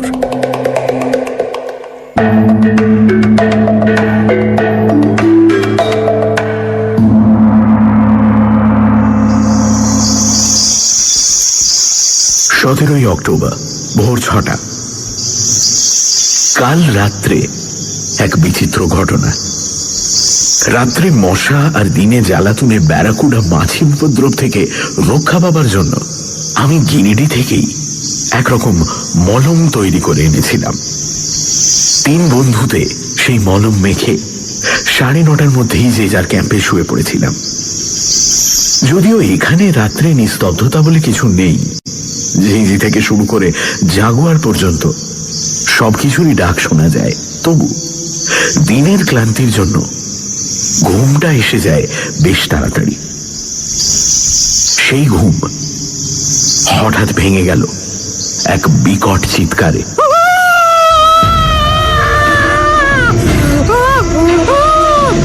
আমিও সন্ডার্স হন্তদন্ত হয়ে আমাদের তাঁবু থেকে বেরিয়ে এসে দেখি ক্রোলও তার তাঁবু থেকে বেরিয়ে এসেছে, এবং তৃতীয় তাঁবু থেকে হাইটার। কিন্তু মিস্টার লোবো কোথায়?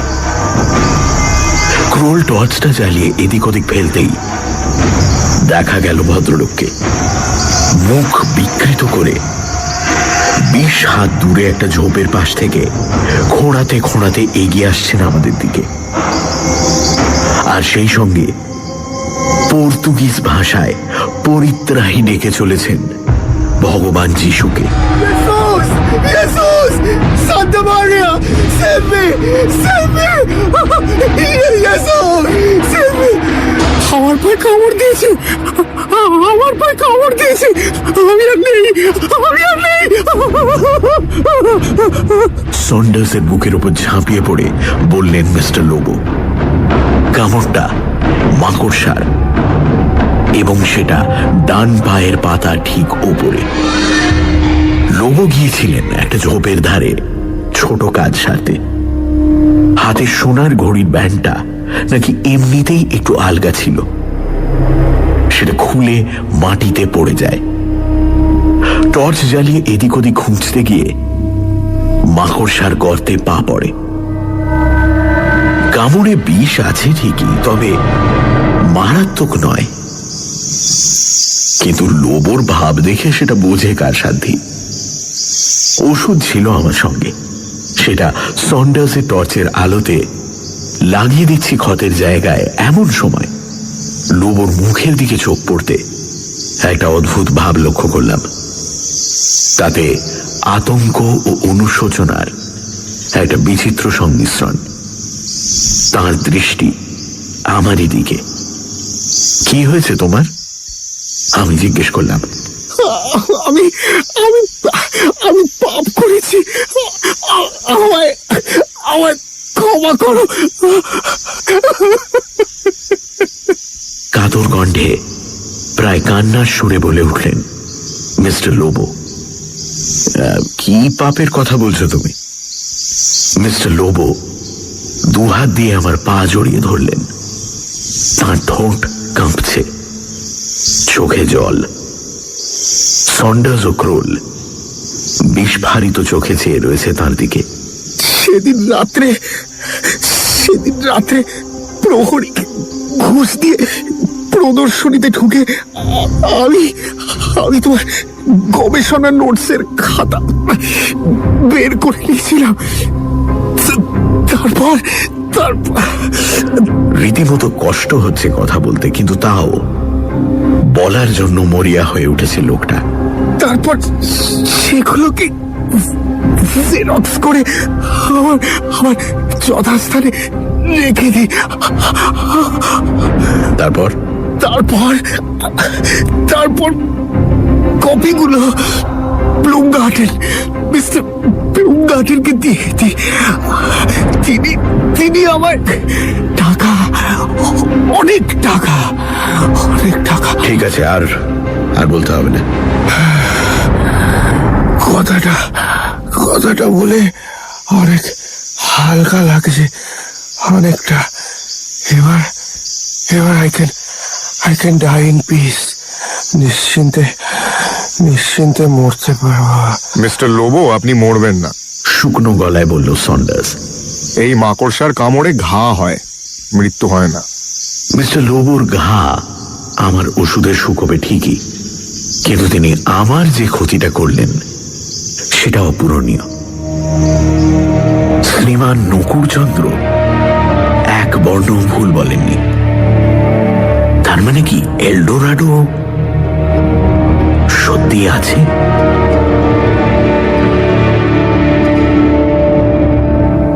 18 অক্টোবর রাত 10টা, হোটেল ক্যাপিটাল, ব্রাজিলিয়া। আমাদের ব্রাজিল সফরের অপ্রত্যাশিত অবিস্মরণীয় পরিসমাপ্তির কথাটা এই বেলা লিখে ফেলি, কারণ কাল সকালেই আমরা যে যার দেশে ফিরছি। এটুকু বলতে পারি যে সন্ডার্সের যুক্তিবাদী বৈজ্ঞানিক মনের ভিত এই প্রথম দেখলাম একটা বড় রকম ধাক্কা খেল। সে মানতে বাধ্য হয়েছে যে সব ঘটনার বৈজ্ঞানিক ব্যাখ্যা সম্ভব নয়। আমার বিশ্বাস আখেরে এর ফল ভালোই হবে।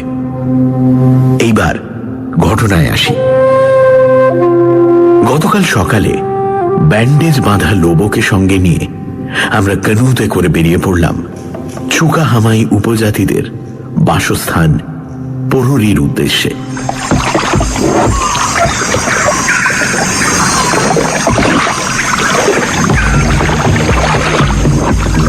আমাদের যেতে হবে 50 কিলোমিটার।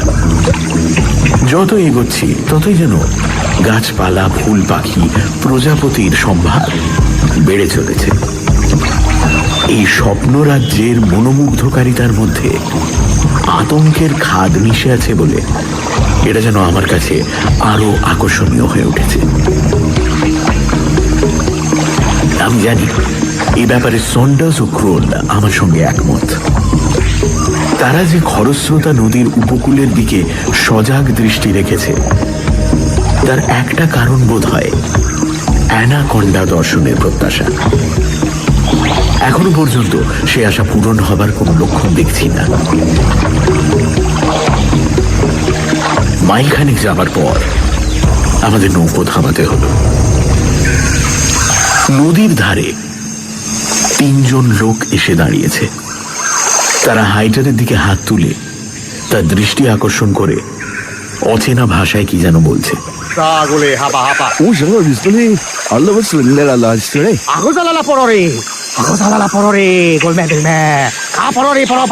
আমি জানি এখানকার উপজাতিদের মধ্যে গে নামে একটা ভাষা প্রচলিত আছে, যেটা হাইটার খুব ভালোভাবেই জানেন। হাইটার লোকগুলোর সঙ্গে কথা বলে আমাদের 3 জনকে উদ্দেশ্য করে বলল, this are the local Indians, আর এরা আমাদের পোরোরি যেতে বারণ করছে। কেন কেন? আমরা 3 জনেই একসঙ্গে প্রশ্ন করলাম। এরা বলছে চুকাহামাইরা কি কারণে নাকি ভয়ানক উত্তেজিত হয়ে রয়েছে। কালই নাকি একটা জাপানি দল পোরোরি গিয়েছিল, তাদের 2 জনকে এরা বিষাক্ত তীর দিয়ে মেরে ফেলেছে। আমি জানি কিউরারি নামে এক সাংঘাতিক বিষ ব্রাজিলের আদিম জাতিরা তাদের তীরের মধ্যে মাখিয়ে শিকার করে। তাহলে এখন কি করা যায়? আপাতত এখানেই ক্যাম্প ফেলা যাক। আপনারা এখানে অপেক্ষা করুন, আমি বরং একটা ক্যানো নিয়ে একটু এগিয়ে গিয়ে ব্যাপারটা আঁচ করে আসি। কিন্তু এই হঠাৎ উত্তেজনার কারণটা কিছু আন্দাজ করতে পারছেন? সন্ডার্স প্রশ্ন করল। আমার একটা ধারণা হচ্ছে পরশু রাত্রের এক্সপ্লোশনের সাথে এটা যুক্ত। বড় রকমের একটা প্রাকৃতিক দুর্যোগ হলে এরা এখনো সেটাকে দেবতার অভিশাপ বলে মনে করে বিচলিত হয়ে পড়ে। অগত্যা নামলাম আমরা ক্যানু থেকে। জায়গাটা যে ক্যাম্প ফেলার পক্ষে আদর্শ নয় সেটা বুঝতে পেরেছি। এখানে সাধারণত নদীর পাশে খানিকটা দূর অবধি জঙ্গল গভীর থাকে। ভেতরে কিছুটা অগ্রসর হলে দেখা যায় বন পাতলা হয়ে এসেছে। এই জায়গাটায় কিন্তু যত দূর অবধি দৃষ্টি যায় তাতে অরণ্যের ঘনত্ব হ্রাস পাবার কোনো লক্ষণ দেখা যায় না। নদীর 10-15 গজের মধ্যে একটা অপেক্ষাকৃত খোলা জায়গা পেয়ে আমরা সেখানেই বিশ্রামের আয়োজন করলাম।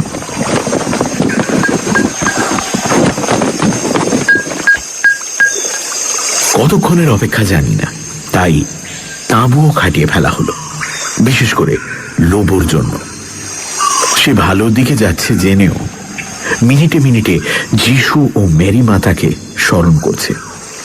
হয়তো সেটা এই কারণেই যে সে অনুমান করেছে আমরা শহরে ফিরে গিয়েই তার বিরুদ্ধে অভিযোগ পেশ করব।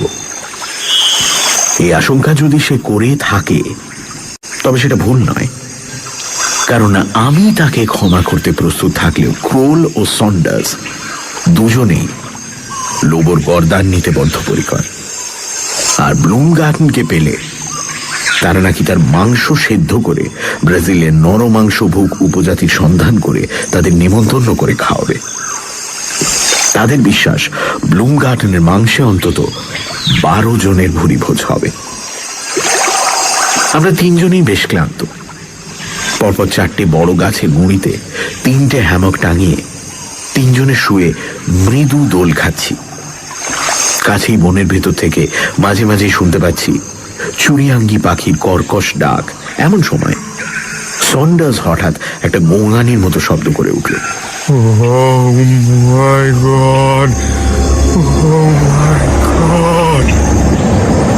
আর সেই সঙ্গে আমাদের নৌকোর 2 জন মাঝি একসঙ্গে তারস্বরে চিৎকার করে উঠল। এই গোঙানি ও চিৎকারের কারণ যে একই সেটা বুঝতে আমার ও ক্রোলের 3 সেকেন্ডের বেশি সময় লাগেনি। আমাদের থেকে 10-12 গজ দূরে একটা দীর্ঘাকার গাছের ওপর দিকের একটা ডাল বেয়ে যেন আমাদেরই লক্ষ্য করে নেমে আসছে একটা সাপ। যেমন সাপের বর্ণনা পুরাণ বা রূপকথার বাইরে কোথাও পড়েছি বলে মনে পড়ে না। এই সাপের নাম জানি, হয়তো স্বাভাবিক অবস্থায় থাকলে বিস্ময়ের তাড়নায় নামটা আপনা থেকেই মুখ থেকে বেরিয়ে আসতো, কিন্তু এখন দেখলাম গলা দিয়ে আওয়াজ বেরোনোর কোনো প্রশ্নই ওঠে না। আতঙ্কের সঙ্গে একটা ঝিম ধরা ভাব, যেটা পরে ক্রোল ও সন্ডার্সকে জিজ্ঞেস করে জেনেছিলাম তাদেরও হয়েছিল। ব্রাজিলের এই অতিকায় ময়াল মাটি থেকে প্রায় 20 হাত উঁচু ডাল থেকে যখন মাটি ছুঁই ছুঁই অবস্থাতে পৌঁছেছে, তখন তার আরো অর্ধেক নামতে বাকি। তার মানে এর দৈর্ঘ্য 60 ফুটের কম নয়, আর প্রস্থ এমনই যে মানুষ 2 হাতে বেড় পাবে না। আমি এই অবস্থাতেও বুঝতে চেষ্টা করছি আমার মনের ভাবের মধ্যে কতটা বিস্ময় আর কতটা আতঙ্ক। এমন সময় পেছন দিক থেকে একটা পরিচিত কণ্ঠস্বর পাবার সঙ্গে সঙ্গে আমাদের 3 জনকে বেকুব বানিয়ে দিয়ে চোখের সামনে থেকে অ্যানাকোন্ডা প্রবর বেমালুম উধাও।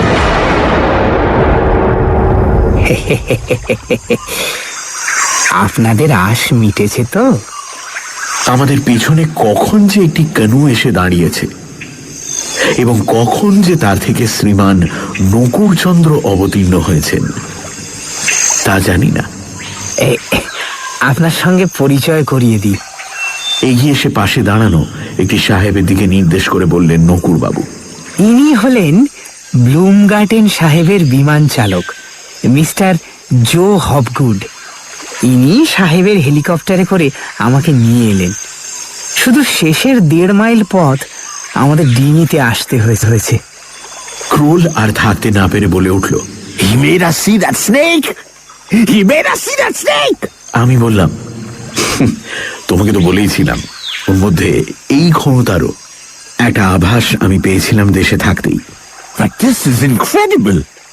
নকুর বাবু লজ্জায় লাল, বললেন, ছি ছি ছি ছি তিলুবাবু, আপনি দয়া করে এদের বুঝিয়ে দিন যে এতে আমার নিজের কৃতিত্ব কিছুই নেই। এ সবই হলো যিনি আমায় চালাচ্ছেন তারই খেলা। কিন্তু এলডোরাডো? সে তো দেখিয়ে দিয়েছি সাহেবকে হেলিকপ্টার থেকেই। যেমন সাপ দেখালাম সেইভাবেই দেখিয়েছি। বড়দা বাণিজ্যের বইতে কিছু ছবি ছিল মদন পালের আঁকা, সাপের ছবি, এলডোরাডোর ছবি, সবই ছিল। বাজে ছবি মশাই। সোনার শহরের বাড়িগুলো দেখতে করেছে টোল খাওয়া টোপরের মতো, তাও সিধে নয়, একটু টেরচা। সাহেবও সেই ছবির মতো শহরই দেখলে আর দেখে বললে, এলডোরাডো ইজ ব্রেথ টেকিং। তারপর আর কি, জঙ্গলের মধ্যে শহর, সেখানে হেলিকপ্টার নামবে কি করে? তা নামলুম জঙ্গলের এই দিকটায়। সাহেব দুই বন্দুকধারী নিয়ে ঢুকে পড়লেন, আর আমি চলে এলুম আমার কথা মতো আপনাদের মিট করব বলে। আমি জানি আপনারা কি ভাবছেন, হবগুড সাহেব হঠাৎ আমাকে আনতে রাজি হলেন কেন? এই তো ব্লুমগার্টেন সাহেবের সঙ্গে চুক্তি ছিল, উনি এলডোরাডো চাক্ষুষ দেখলেই আমার হাতে তুলে দেবেন নগদ $5,000। আমি ওই হবগুডকে বলে রেখেছিলাম ওকে আমি 2.5 দেব, যদিও আমাকে পৌঁছে দেয় আপনাদের কাছে।